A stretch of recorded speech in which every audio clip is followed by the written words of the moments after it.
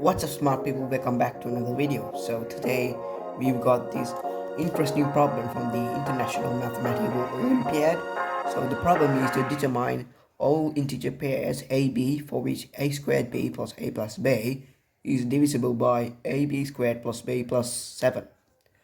So before we start, please make sure to hit that thumbs up button and subscribe to my channel. Let's dive right into the solution. So whenever you've got this kind of a number theory problem, one of the most helpful things that you can do to approach this kind of a problem is to try to simplify the expression, the particular expression that you've got. So here we've got a squared b plus a plus b. So there's an a square in this term, and there is an a. So a is a common factor.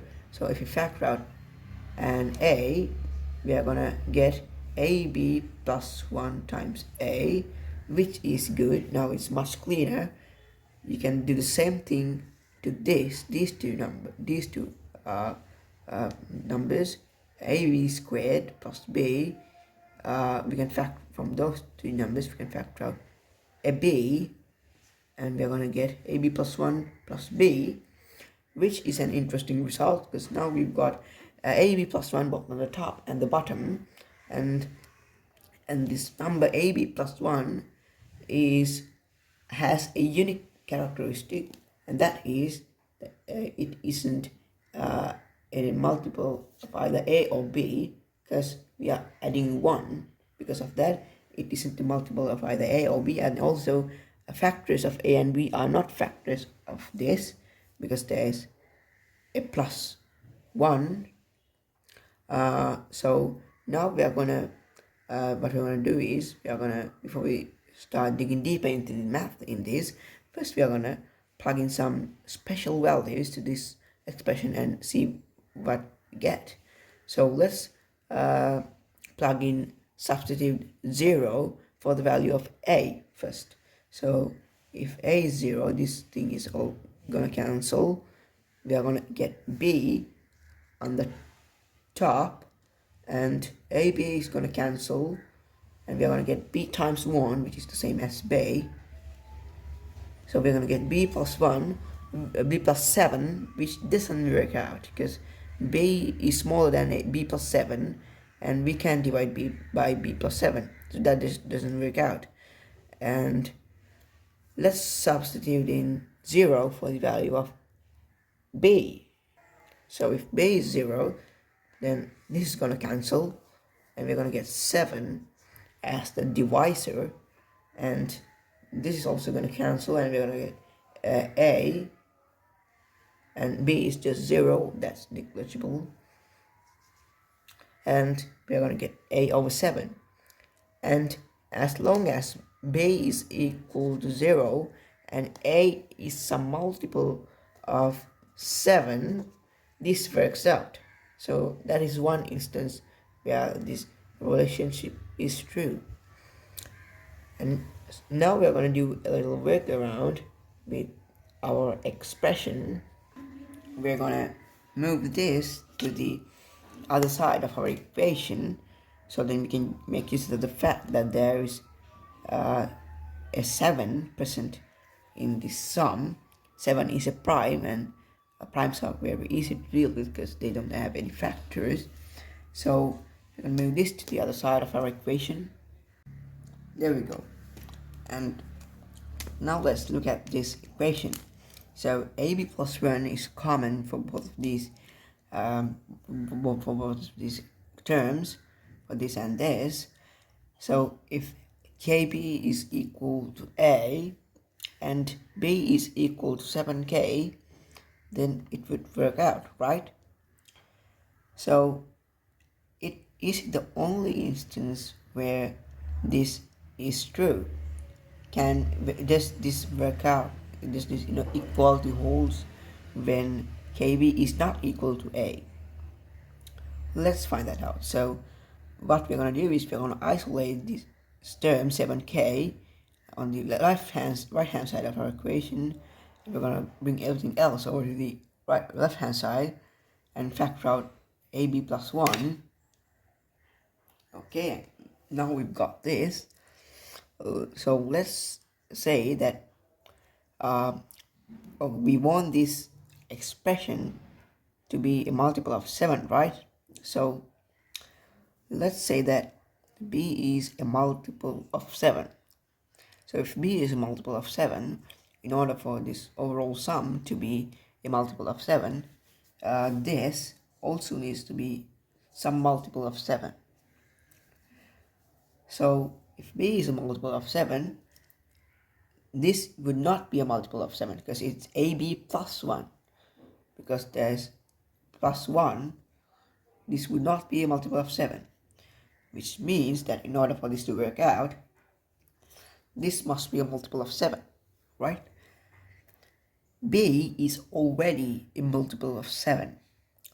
Because of that, in order to get a multiple of 7 after subtracting a multiple of 7 by some constant, in order for that outcome to be a multiple of 7, the number that we are subtracting, it must be a multiple of 7 as well. So a must be a multiple of 7.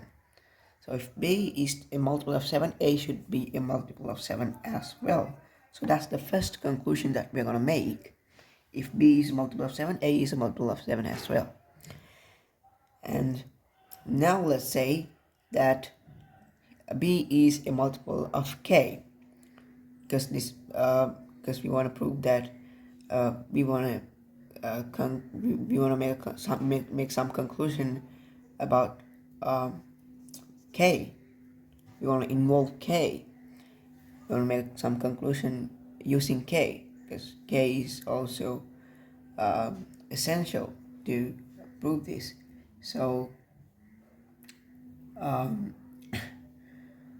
so if b is a multiple of k, then this would not be a multiple of k, right? So that's going to mean that this is a multiple of k, and bk is already a multiple of k, which means that a should be a multiple of k. So the conclusion that we can make using k is that if b is a multiple of k, then a should also be a multiple of k.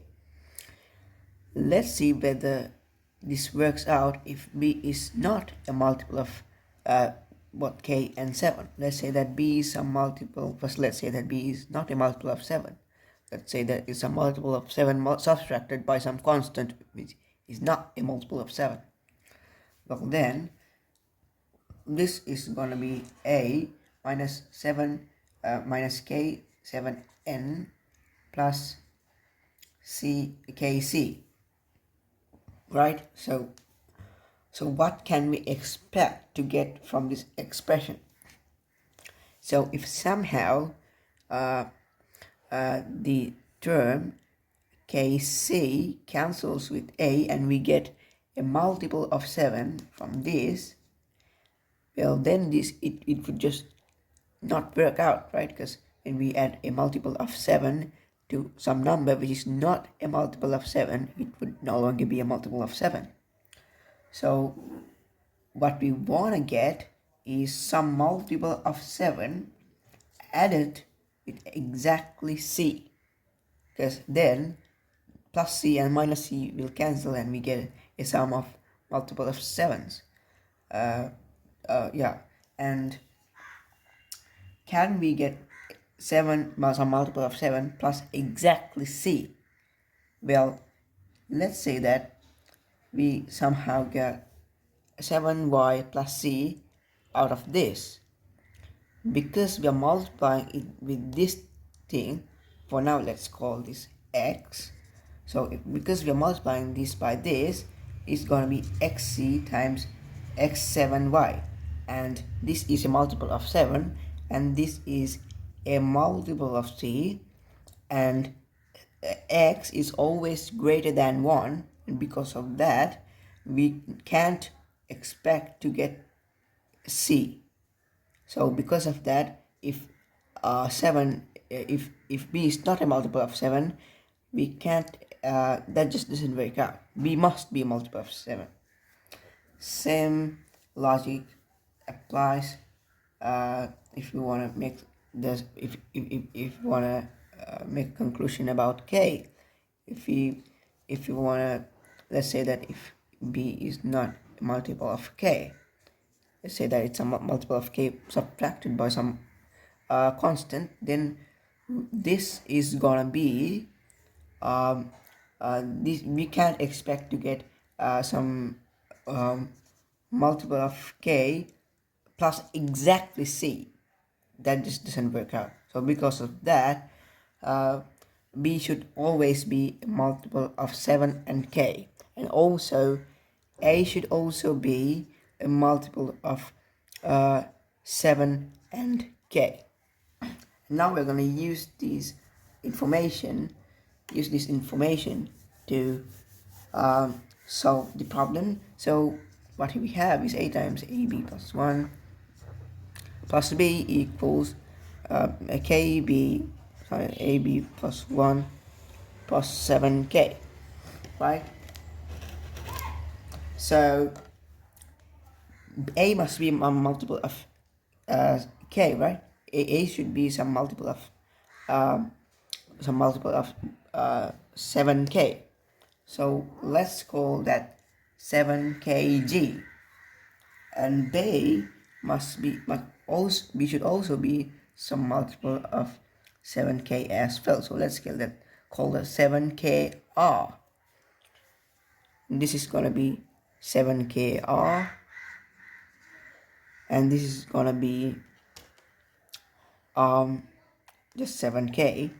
And now what we're gonna do is we're gonna factor out a 7k from both sides. From here, 7k cancel, and we get kr is going to become 1, and 7, we can cancel the 7k term from both sides, and now we've got this, and now we're going to move this to the other side, and we're going to get g minus kr times ab plus 1 equals 1. There's also a plus r. Alright, so here all of the terms are integers, right? They are integers. So when we add up two integers together, unless one of the integers are 0 and the other integer is 1, we can't expect to get 1, right? So unless these two numbers are not whole numbers, we can't get 1, right? So the only way that this is going to work out is that this thing must equal 0. So if this is equal to 0, then that's going to mean that r is equal to 1.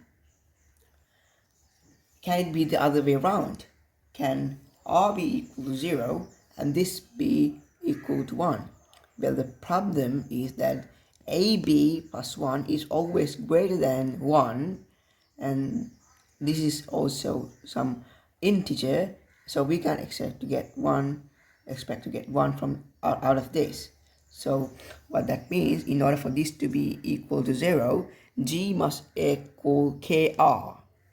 So g is equal to kr and r is equal to 1, which means that g is equal to k.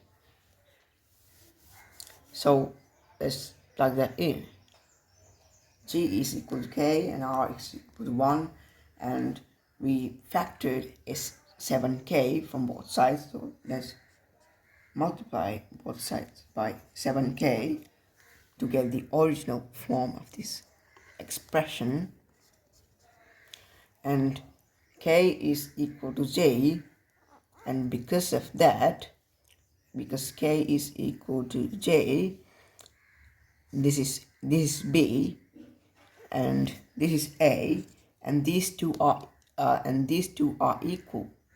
So what that means is that kb is equal to a.